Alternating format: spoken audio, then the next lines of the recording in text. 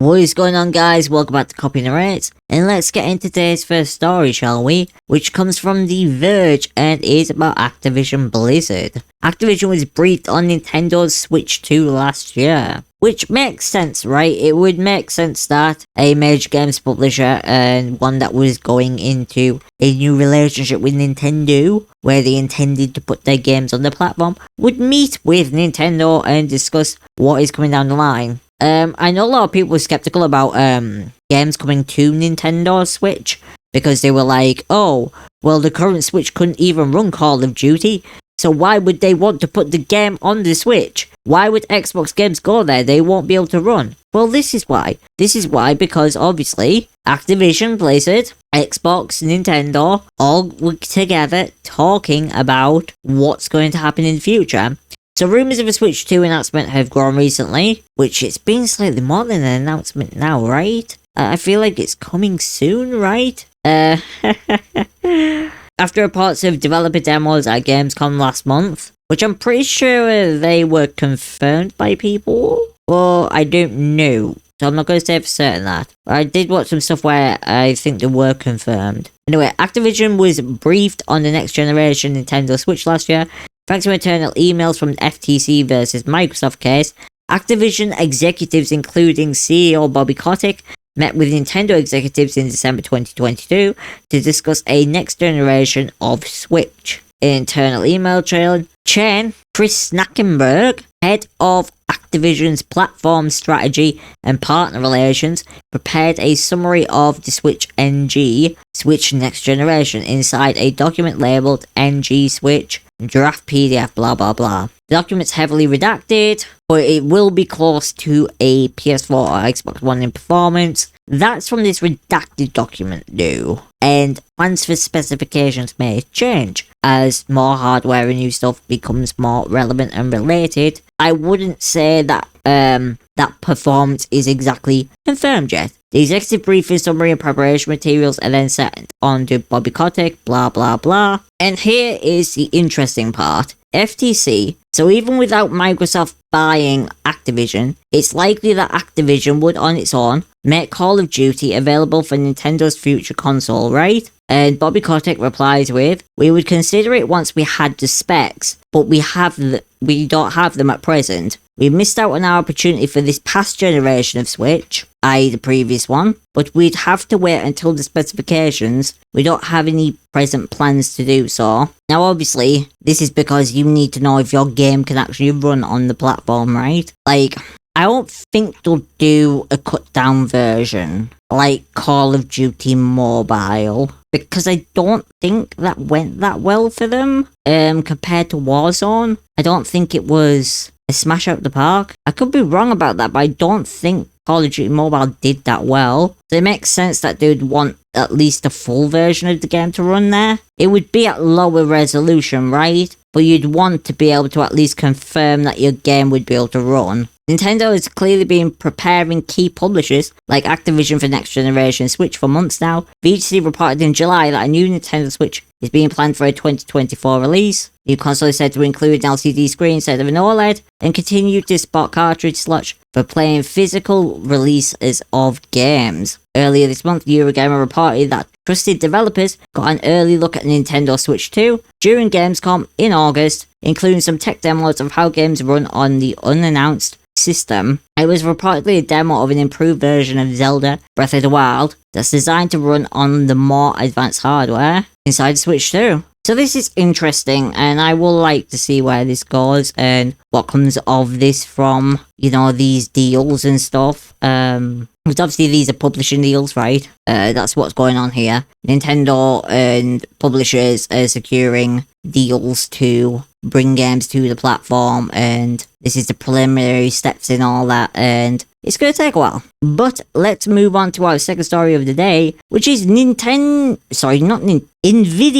5090 rumours, and this comes from video cards. And this is getting interesting because more and more stuff is coming out lately about the rumours of the 5090, what it could be, what its specs are going to be, that it's coming out, right? And it is interesting to see where this goes. So I'm not going to read too much through the article because it's just redoing details and stuff. We'll get down to the good bits, right? Which is NVIDIA RTX 5090 versus 4090. 50% increase in scale, presumably cores. 52% increase in memory bandwidth. 78% increase in cache, presumably L2 cache. 15% increase in frequency, presumably GPU boost. And 1.7x improvement, presumably performance. Although I don't know whether the 1.7x will be true. Because that would be a 70% increase, right? Yeah, because 1 is standard. That would be a 70% increase. That would be a substantial increase. I feel like that might be with a version of DLSS. I don't know if that would be stock, but I could imagine at least a 50%. And these are some impressive numbers that this thing is apparently rumored to gonna be pulling, right? So, all the memory stuff is related to what type of memory it's going to use. And the theory is that they're going to use GDR7 with a slightly larger memory bus. And that's where they're going to get this bandwidth from, for the increased bandwidth. The core increase is interesting if they're going to boost the core count by 50% because 4090 is beefy. It likes its wattage, and 50% more cores is nothing to scoff at, especially when you consider that that's going to come with a 15% increase in frequency boost. This thing's going to run at like 2.9 gigahertz if the rumors are correct. And yeah, that's going to be interesting, but the specifications are here down below. And what we have is, apparently it's going to have up to 24,000 CUDA cores, 2.9 gigahertz boost. Memory will be up to GDR7, possibly. And it's going to get a new memory bus.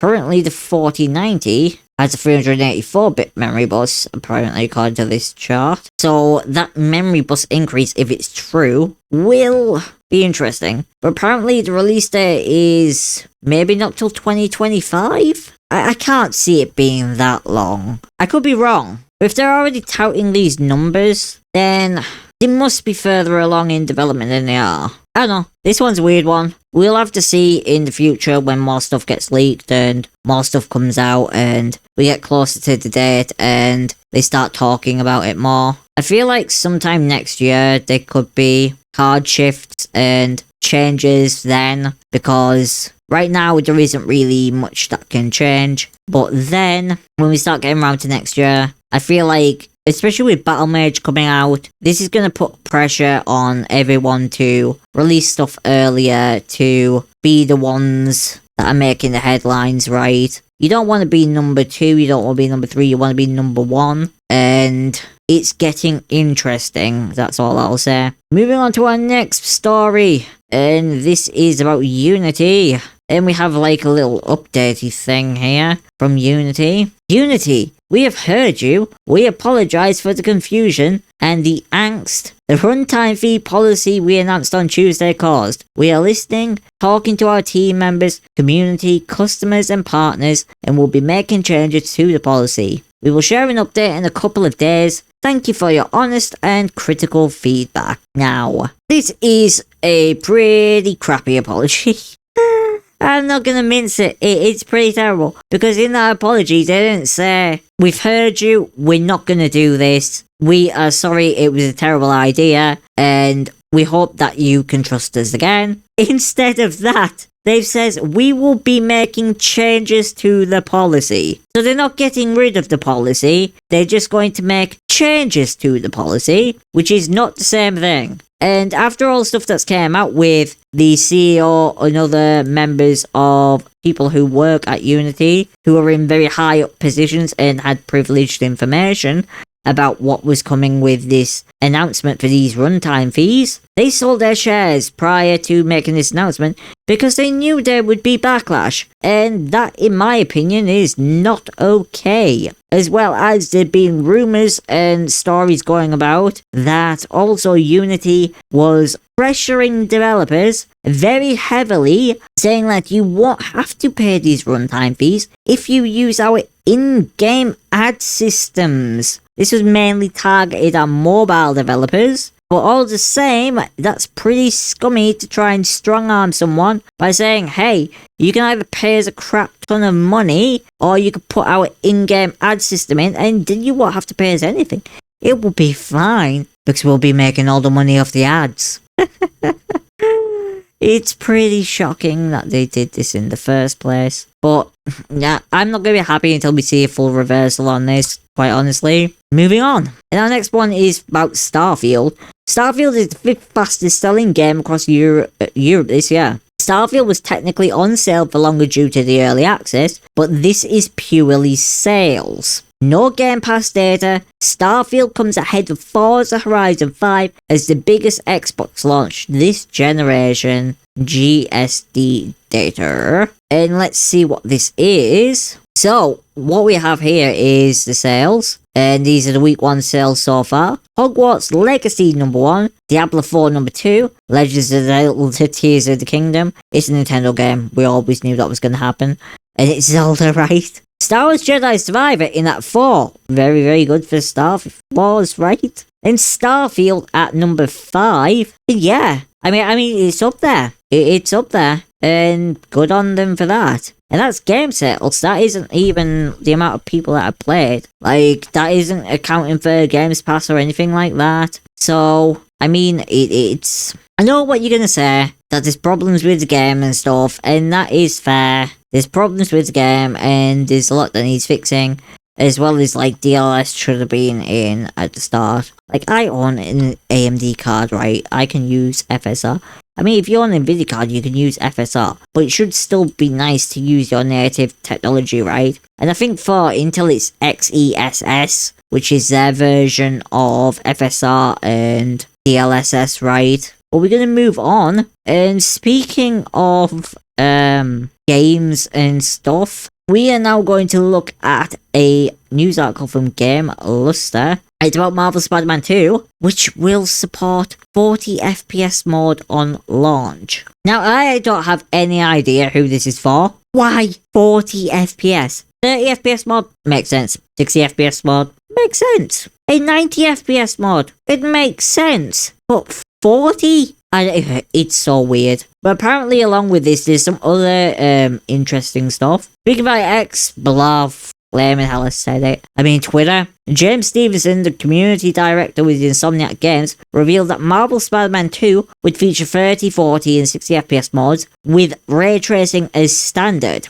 In a hands-on pre-launch interview with IGN for Spider-Man 2, Mike Fitzgerald, the director of core technology at Insomniac, said there would be no mode of this game that has the ray tracing turned off. There's no need for it. We've really figured out how to deliver what we feel like is the right Spider-Man visuals, and we want to make sure every player is seeing that, Fitzgerald added. Previously, the studio had developed Fidelity mode, which supported 4K and ray tracing. Alternatively, there was Performance mode that rendered it at lower resolution and removed ray tracing. The Performance RT mode, a hybrid 2, was later installed to be the best of both, and now operates as a baseline performance mode for Spider-Man 2. A sequel with an option to slow down combat. Okay. What? Is a sequel with an option to slow down combat? I don't get it. It makes the game slow-mo to make it easier to play? Okay. But that is not the only Spider-Man news that we have for today.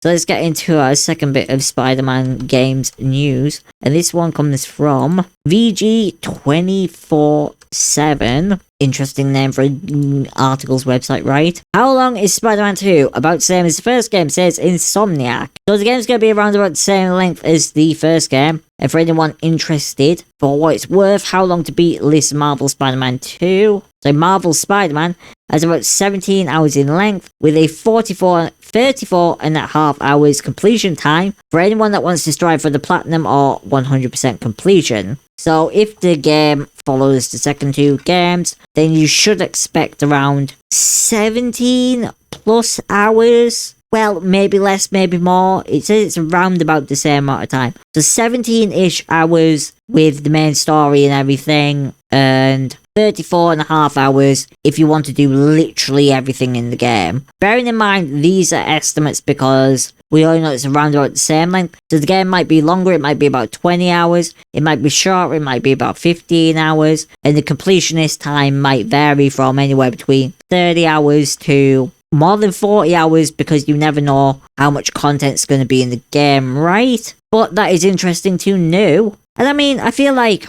I do like playing long games sometimes, but it can be tedious. So I feel like this is a fair amount of hours. Like 17 hours, 20 hours, that is about 2 to 3 days worth of playtime. If you're a completionist, that's about a week long's worth of gameplay between work and life and stuff. And yeah, that's fair. And when I say it's like 2 days get worth of playtime, I mean because usually when a new game comes out, people, you know, go and play it, take a day off work, play it, and will smash the game the first 12 hours, 13 hours, maybe 16 hours, depending on how much time and how hardcore they are into it. And I mean, Spider-Man is a popular franchise, right? So, yeah. And our final thing of the day is related to Avatar. And this comes from Sony's State of Play. We get to see some Avatar Frontiers Pandora official story trailer. So let's hop into that and we're going to watch this and react to it as we watch it. I have not watched any of this. I don't know if I'll end up playing it unless it's multiplat. I presume it's going to be multi-platform. I can't remember. Not me. And like I think the original game was on Xbox, right, as well? I made you. I was abducted by the RDA and trained in their Okay, it's a new character. For 15 years. I guess it's going to follow a different story from the other one. Wait. Well, from the films, right? The mark. You are sorry. I don't know if this is a follow-on from the first game. I don't think it is. I think this is an entire remake of, like, the franchise. Or reboot. I must seek those who can teach me the ways of the Na'vi. I mean, there's no gameplay trailer in this, right? My world. And until we can see the world, then it's very hard to judge, right? I won't. And I've got this in HD as well, so this is the best quality that this is in right now. I mean, that looks nice. Okay, this looks a little bit better. The other part looked a little bit weird. This bit looks a little bit better. Now, I don't know.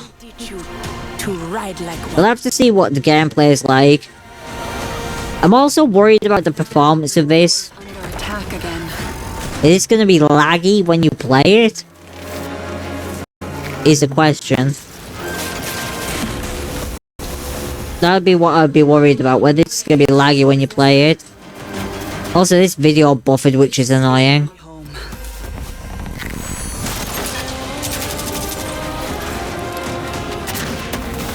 The Na'vi will fight on your side against the RDA.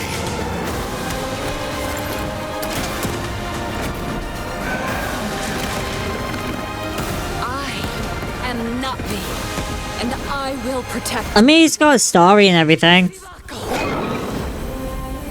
We'll have to see. Oh, apparently it's coming to December 7th. So, is the gameplay? I did have a look, and it does look like there is some gameplay for this. I'm not going to play it on here, though. I just wanted to watch that trailer. But it's interesting. It's apparently being made by Ubisoft. Do take that how you want. I don't exactly have the best feelings towards them after their antics with their employees of late. But I do hope for the employees' sake that the game is successful and does deliver. So they get their paychecks at the end of this, because that's the big thing. A lot of the pay of employees does ride on the game's success, and their future longevity relies upon the fact that they keep their jobs by the game being successful. So I do hope the best, at least for the employees' sake. Anyways, guys, let me know what you thought about all of today's videos, our comments, topics, everything that we've covered, the rumors, the stories. Let me know down below. Like, comment, share, and subscribe. I'll see you guys in the next one. Thanks for watching, guys, and peace out.